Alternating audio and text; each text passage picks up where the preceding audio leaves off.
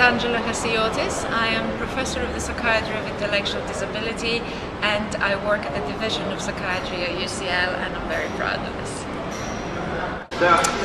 My big research question is actually to develop and implement evidence-based practice for people with intellectual and developmental disabilities who also have a mental health problem or challenging behavior. Now, the reason why this is a big question is because this is a group of rather disadvantaged individuals.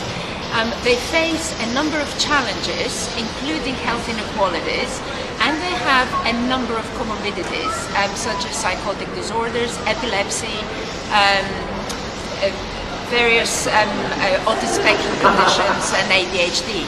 So actually we know through our research, which is sort of the basic research, that these problems are more prevalent in people with intellectual and developmental disabilities, and we haven't got enough treatment to actually help them to have a quality of life and to actually manage their lives as best as they can.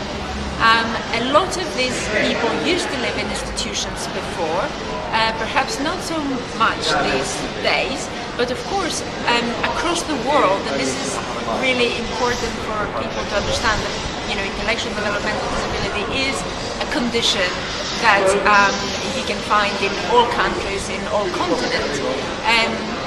The care systems may differ, and actually in some places, in fact, institutions and asylums are still in operation.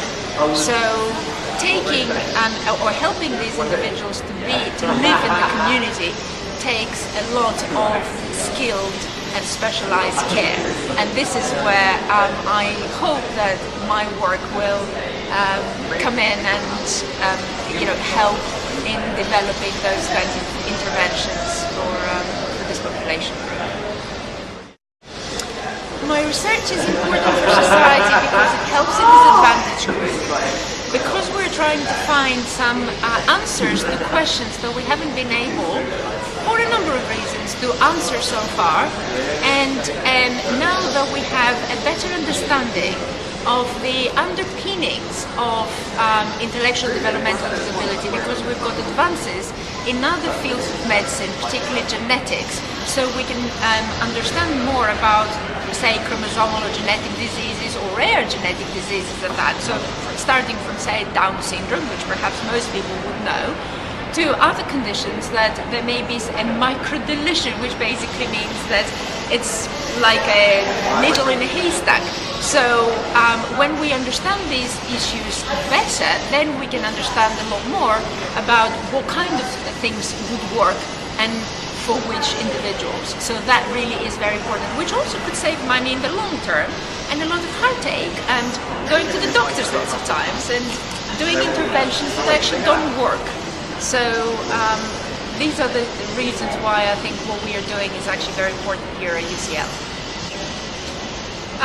We have found quite a number of things, and it's important to say that my work so far has been mostly on psychosocial interventions for people with intellectual disabilities. Now, we haven't carried out those kinds of studies before, so first of all, this is a new field of research. So we have been able to recruit to our trials. We have been able to publish manuals that actually tell professionals what they're supposed to be doing when they meet a person with intellectual developmental disability in a clinical encounter. For example, when they provide cognitive behavior treatments, for instance. We're doing some novel research on things such as public health interventions for alcohol misuse, which is a totally new area in people who actually only in recent years have been living in the community and are subject to the same pressures and problems that the rest of the population.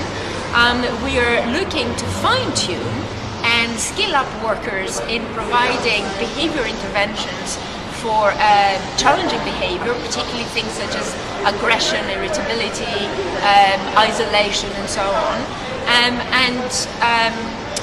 We know now, we have a know how to actually carry the clinical trials and do them successfully.